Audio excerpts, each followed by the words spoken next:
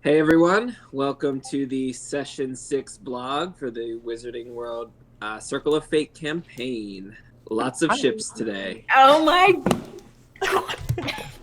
Okay, all right. First off the bat, I know I was like a huge Roxy and Finn could be spicy. But screw that. We are pulling the curtain on that era. It is time to enter a new age. Albion, Finn, please make it happen. Plants need water. It's a fact. It's a fact. It's a fact. Make it happen. Metagame the shit out of the next session. It is happening. I don't care. I don't care. Okay. Maybe I'll just make it not happen just to spite you. I will be furious, but also that would be really funny. Also, I actually genuinely as a player was like, okay, Aika is pulling bullshit. Like he's doing Aika. No, I reckon it's genuine. Mm-hmm. Now I'm like, oh. You guys were all like, Toby's gonna be bad. Aika, we can't trust him. And I'm just sitting here like, no, they're all good, but Hark's playing the long game. Someone's not good. Yeah. You see, because I actually thought it was like this first act wasn't like there was actually like, a final boss battle. It was like the games, but there were students that in the end were going to prove to be like they're not as good as they say they are. And I like totally had Aika pegged as that guy, and now I'm like, I don't know anymore. He took you to his mother's house. I met his mom. Like she made me pie. He put up with a lot of bullshit from her, but he was like, "No, girl, I want to get to know you." And she was like, "Nuh-uh. Oh wait, he's cute. Okay, fine." He is very cute. All right, he is very charming. That whole interaction. People, you need to know that the real reason she's dropping Finn is because she now wants that Aika. Yeah, I'm not even going to talk to Finn anymore. Screw that guy. No, I still want like over Aika now. I still think it would be really cool if like at least by the end of Act 1, like Finn and Roxy reached a rapport where it's like, okay, maybe we're not BFFs, but like we have a point of mutual respect. And we're at a point where we can talk friendly with each other, Albion was planting the seeds in Roxy's favor, trying to help. I think that planting the seeds. I think that was already starting to happen last session when they had that talk in the hallway, and she's like, "Are you ever going to get that chip off your shoulder?" And he's like, I don't know. But yeah, I am so down for Finn and Al. It's so freaking cute. I love it so much. Al deserves to be happy, god damn it. Plants need water. Plants need water. Plants need water.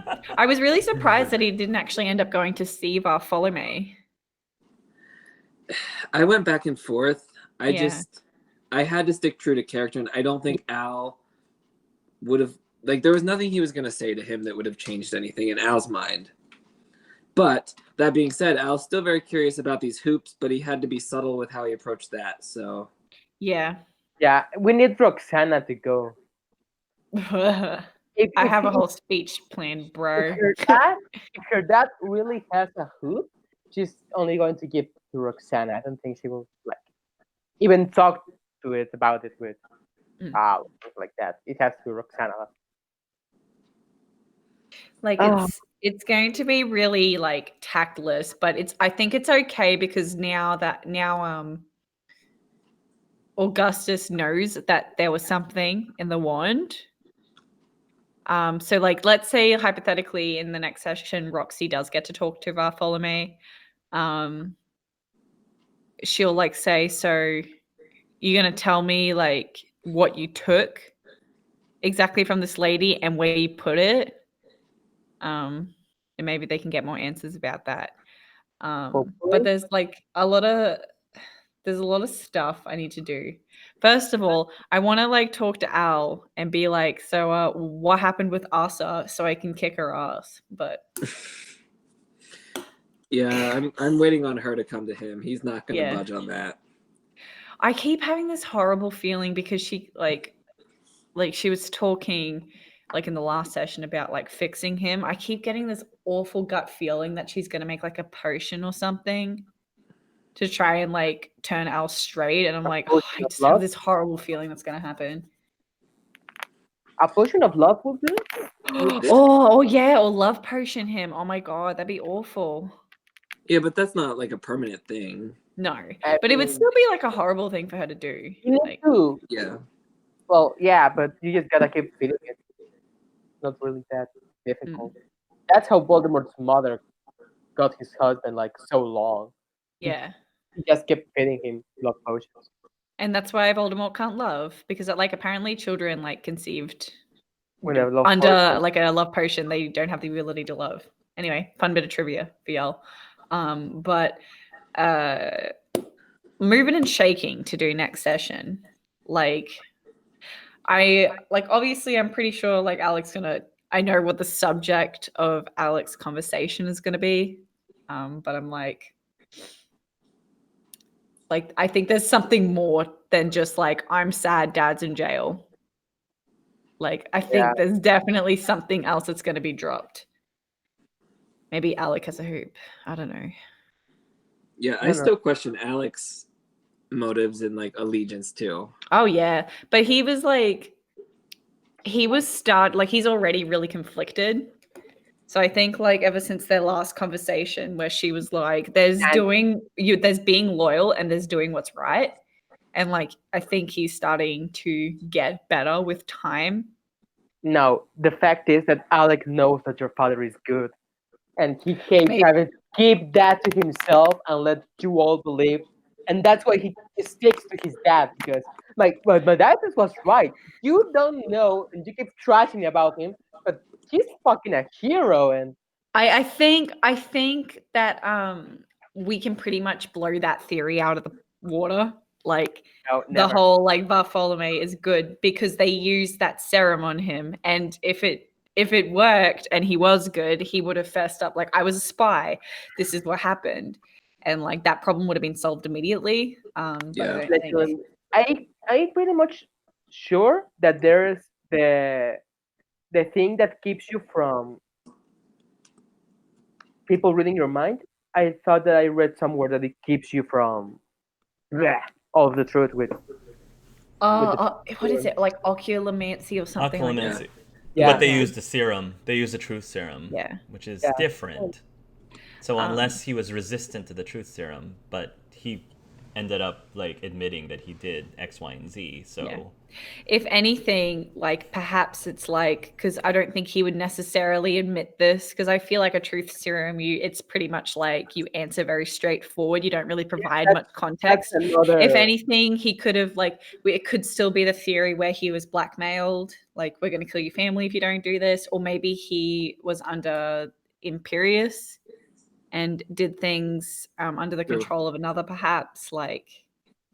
There's, because the thing is, it's like what we were talking about last time, and I can't remember whether I ever mentioned this in a vlog, but I was like, why wasn't Bartholomew looking for the hoops for Voldemort, which is kind of confirmed, not really, because he never mentioned he was looking for it for Voldemort. So I'm like, what if like Alec was like either starting to break free, Bartholomew was starting to break free of the Imperius, or was like still doing all the things he needed to do, but he's like, look, I might have my views, but I never wanted to kill nobody. So it's like, what can he, and he was sort of sabotaging them from the inside by finding the hoops before Voldemort could and sealing them away. Like a rogue group of Death Eaters that like were blackmailed, maybe like kind of went off and did their own thing. Like this is getting nuts, but like right, murdering people in order to do so. Yeah, it's like, well, okay, it's like,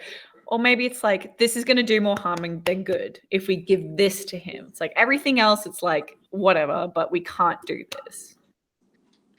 Yeah.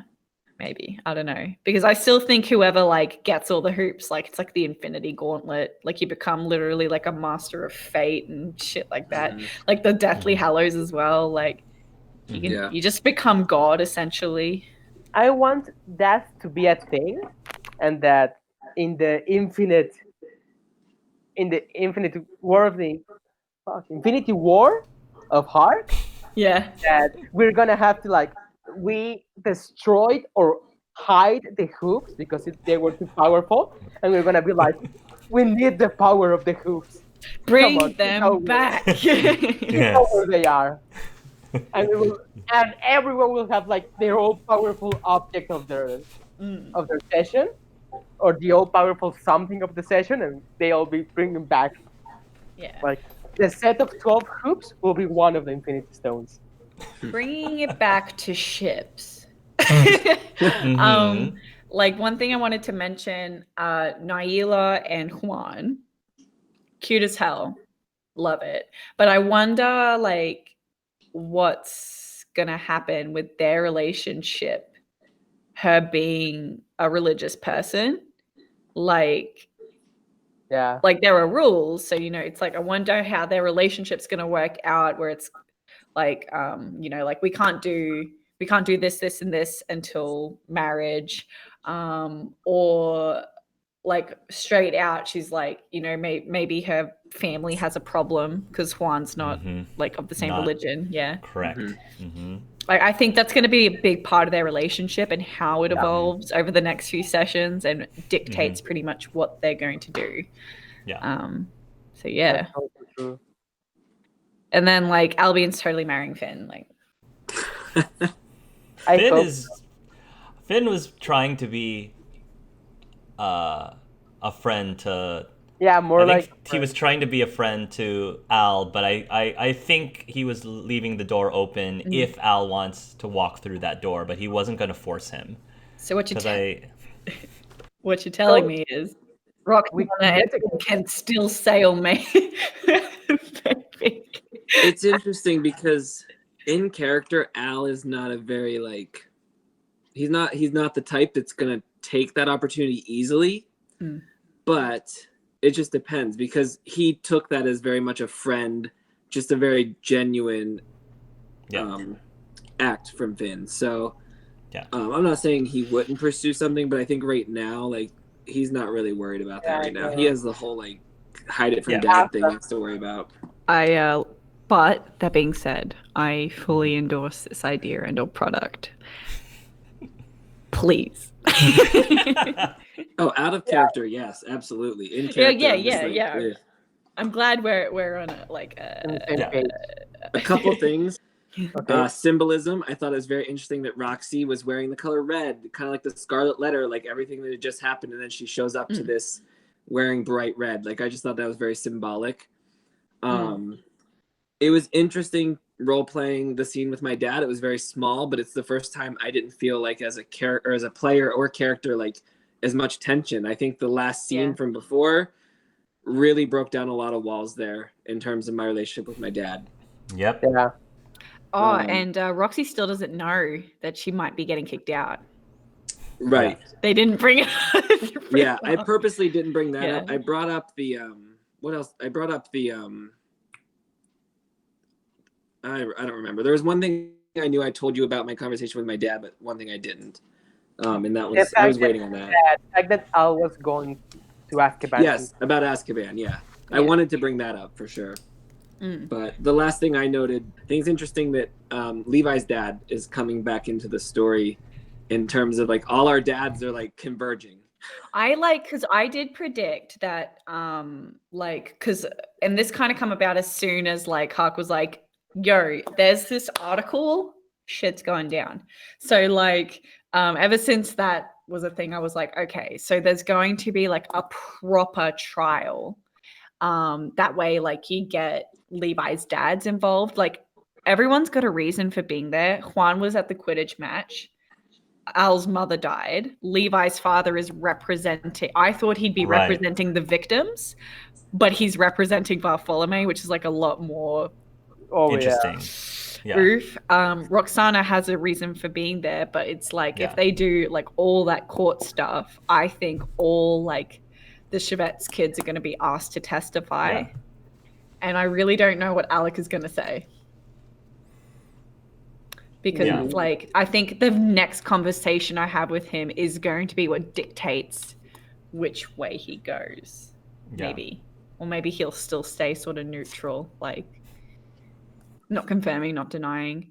And yeah, like Finn would have a reason for being there as well. So like, yeah, it's going to be a big thing. Whatever is going to happen. Outside of all of that, I like seeing how Chessa is changing a little bit because of like Levi's influence. Oh, it's so cute. That's another ship. Yeah. Yeah. It's so freaking cute. The last session that was premiered is when Levi and Chessa started going at it, like talking about Star Wars and bots. Everyone was like, I didn't see this coming, and wow. And I'm like, oh, just wait. The ship's gonna intensify. Yeah, it like might Hawks be in my the back. favorite ship. Yeah, it's so Chessa cute. And Levi, yeah. Yeah.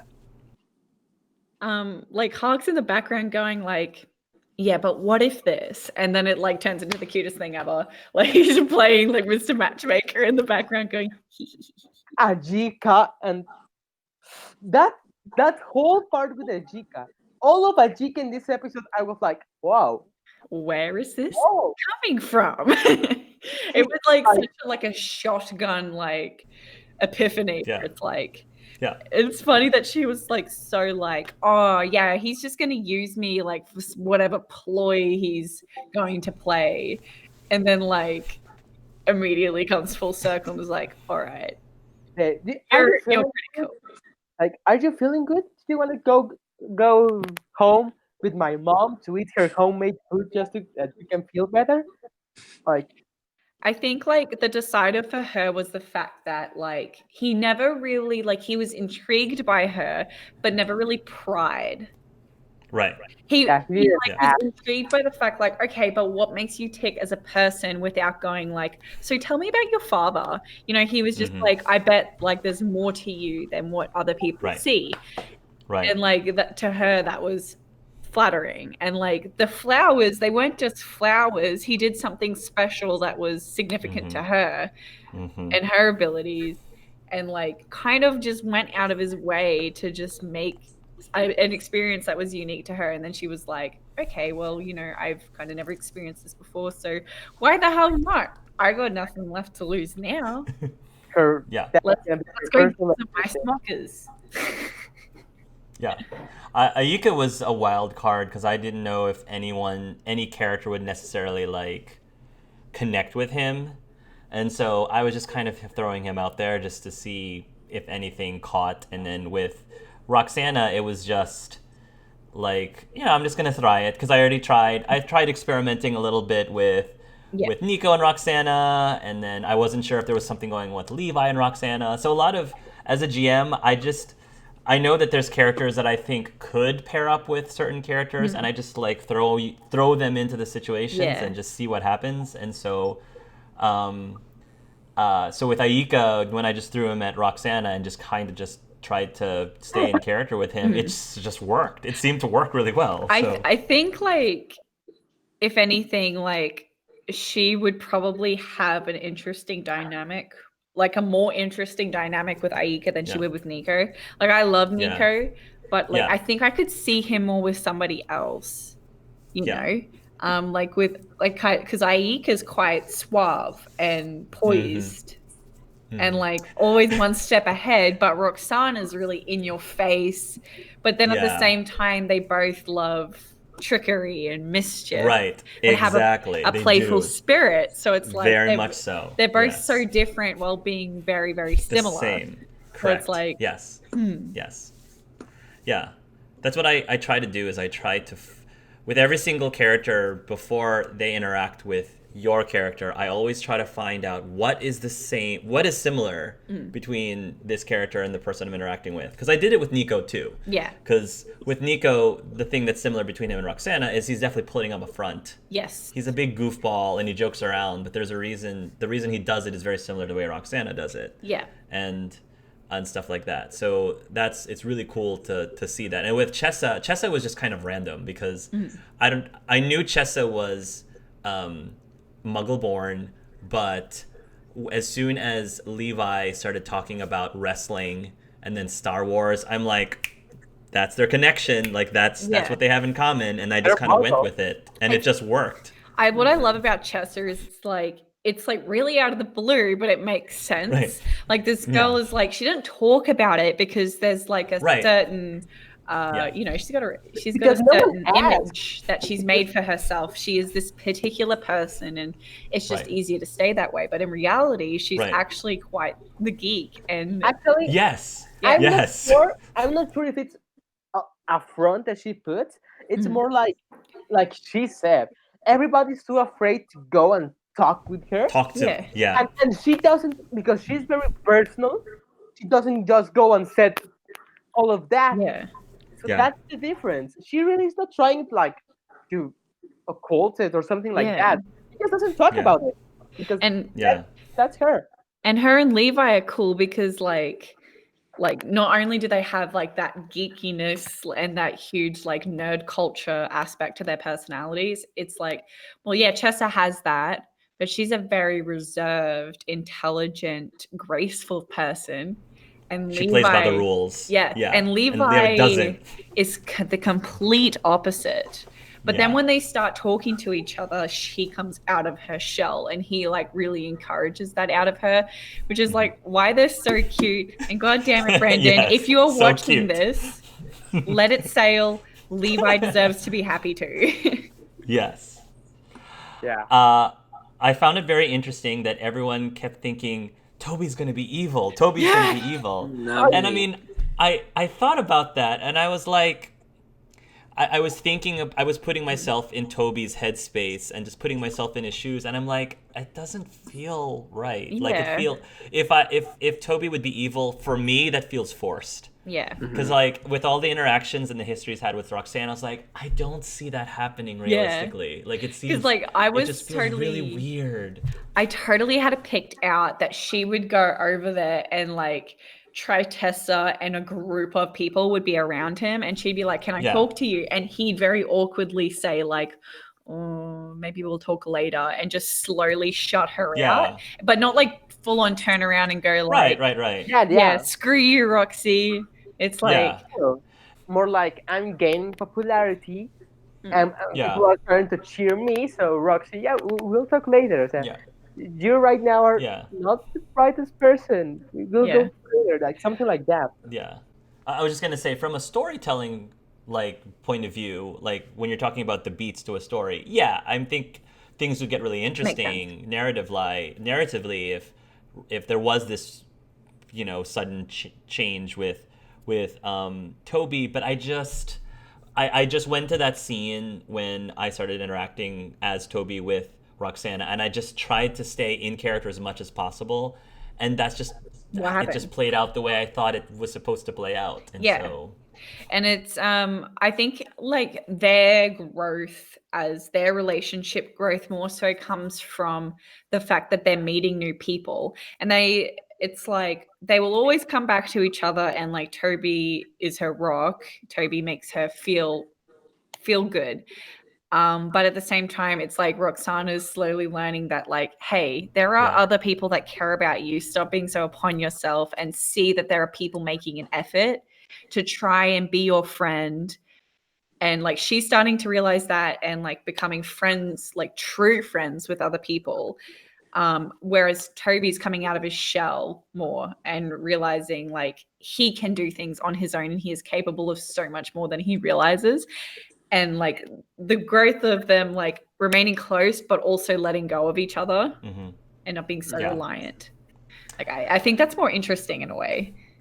Speaking of Toby, I thought this was a very big episode for Tritessa. Yes. Oh, yeah. Tritessa had a Yes. lot of great moments. I like in both interacting with Albion and also interacting with Juan. I thought that little tiny part with Juan and Tritessa was really, really cute. I think that Juan and Tritessa can be really good friends. Yeah. I don't know. Yeah. Ever since the time she caught us talking with Roxy, I always Yeah. felt like Tritessa's really cool. I really like Tritessa. Yeah. Like I figured she had something tragic, but it's like oh, your Muggle parents died because of wizards, or your wizard parents died because of Muggles. But it's a little bit more complicated than that. It was such a long, drawn up thing. Like it's like, yeah, it started out great. But like it's not always going to stay that way, and that's the problem, because with her you couldn't use the excuse of saying like, yeah, but if we kept working. She's like, no, that doesn't work. I've seen it.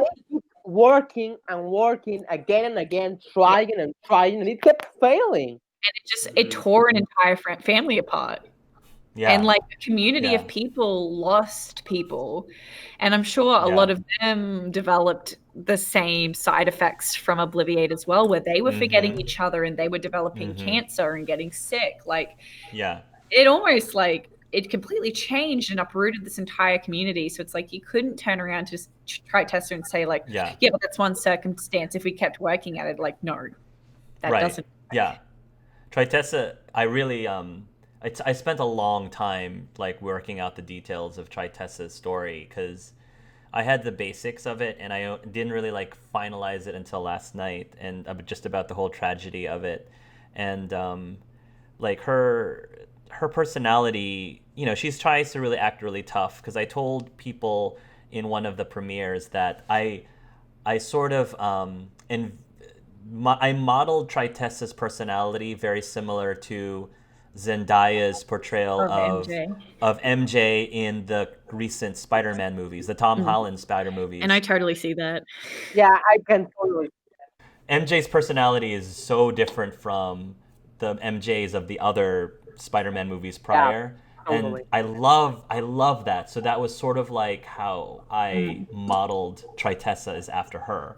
And so I thought it was really cool having her share that specifically with Albion, because I think what I like about Albion's character is he's so easy to talk to, and like I think a lot of the NPCs naturally recognize that he's not a judgmental person, and Tritessa is not a very easy person to like pull out her whole like weepy sob story to. So I think it says a lot that of all people of the PCs, she was comfortable obviously being able to tell it to Toby, but saying it to Albion right there. So I think there's a lot of respect. Tritessa definitely seems to have a lot of respect for Albion.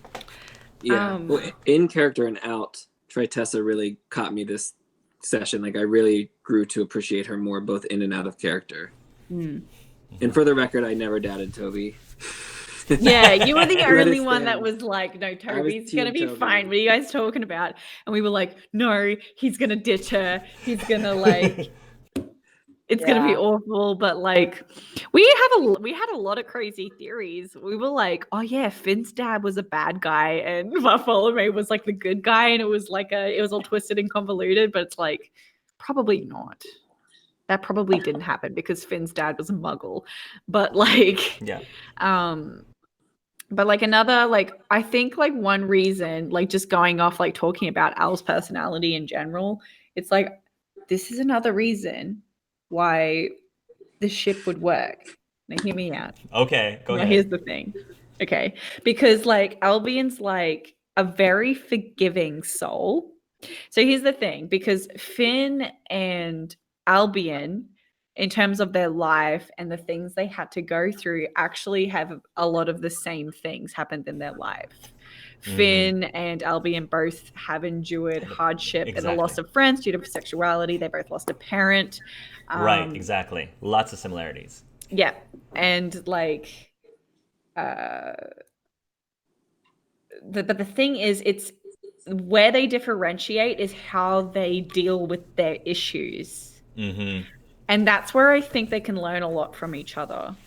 Because I think like Albion can learn to be more forthcoming with how he feels. He doesn't have to be so reserved all the time. He can be honest with people, and he can get that from Finn. But at the same time, Finn can learn to let things go from Albion, because Albion's a very forgiving person, and how they reacted to Roxy and her family was very different. Mm-hmm. Yeah. Finn definitely can hold grudges if he's not careful. Yeah, but we're working on that. Hashtag AlbiFinn. AlbiFinn. Plants need water. Oh, lily Plants need pad. water. Lily pad. Oh my goodness. To be honest, I really see Albion, like if any ships sail for him, I really think it's going to be in Act 2. I think teenage Albion just has so much that he's got to sort through first, but who knows what could happen in Act 2. I agree. I think it's like with Albion's the long con, you know? Mm-hmm. Yeah. It's like his teenage years, I think a big thing with him is going to be coming to terms with who he is and how he deals with things. And that's not just like the sexuality is a big part of that, but it's other things as well. Coming to terms with his mom, coming to terms with his dad, like all this other stuff. And I think in Act 2, you're going to see a very different Al. Yeah, I'm excited. I don't know if I was being too subtle or if this was obvious enough, but speaking of Finn, Chance, I think it's being implied that Chance actually does have a bit of a crush on Finn as well. Yes, I did notice that. I wondered if he was a little jealous. I think Chance is perfectly cool if Finn ends up not reciprocating it. But I'm just throwing that out there that if nobody ends up going after Finn, Chance might go in there and snatch him away. So just letting people know, Chance might snatch him away. No, I did notice that because they had already reached sort of this rapport because Chance called him what was it, Fish Boy in the first, and when he said that, I was like, this could go one of two ways, and Finn was totally cool with it. So they already have that. Yeah, so they have a bit of a connection as well. Yeah. Behind the scenes, I haven't been able to explore this as well, but in my head, there's definitely is a bromance between Chance and Finn, because it's just really cute having the biggest NPC with the shortest NPC. There are definitely some behind the scenes dynamics that have become apparent. Like Finn and Nico, they get along, but they have a little bit. They butt heads a little bit, especially when it comes to Quidditch. And Chesa being like, Ayika and Chesa, there's a bit of a rivalry. Something they don't rub each other very well, but it's entertaining. Yeah, so that's like if Levi ends up with Chesa and Roxy ends up with Ayika. It's like they're double dates are gonna be really awkward. Yeah. Because it's like when Levi and Roxy are rambling at each other, it's like, who are Chesa and Ayika going to talk to? They're just going to be really passive aggressive to each other. So what you're saying is, by the end of Act 1, hopefully Albion found somebody for a quadruple date. So that you could all do one big quadruple date at the end of Act 1. That could be fun. That would be interesting. Hell yeah. But if anything, has anyone because we're halfway through the session, so I think we've all kind of got a really great handle on our characters. Is anyone kind of thinking can they see where their character's heading in the future and perhaps how they're going to be in Act 2? Okay, I've already said it, but I'm pretty much thinking that despite how everything is going so well with Naila, I totally picture Juan in Act 2 being a single father, with a son by himself. Juan's gonna have kids because he's such a nurturing person. He's definitely gonna have kids, I reckon. Yeah, I see that. But I don't see him with a partner, raising someone with someone. Not because he doesn't want to be in a relationship, but it just simply happens, Yeah. For now, at least, for how everything is going with him. And for how I see him, being a single father. How about Albion? In terms of career path moving forward, I think he's probably gonna go into education. Maybe that's the education in me, but I think he's going to want to share his expertise with younger students. And yeah, I don't know, the whole, like in any sort of relationships, I think how things end with his dad could either hinder or like fast forward that a lot. If he ever tells his dad and like how that plays out. Yeah. But I don't know. I think I could see it going a lot of different ways.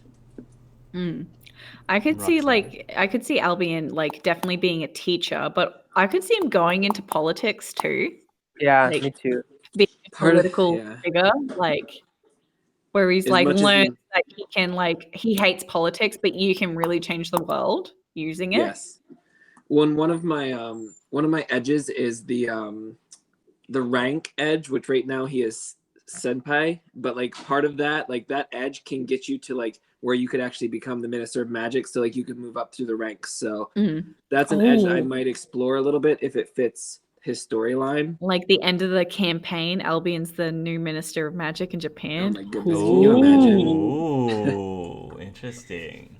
That would be cool. I have not rolled it out, but right now I think he's still so adverse to it that unless something big changes his mind or puts him in that direction, it's still a question mark. And Juan's kicking it in like a 2-story colonial with a dog and a son, and he's like, I'm just living my best life.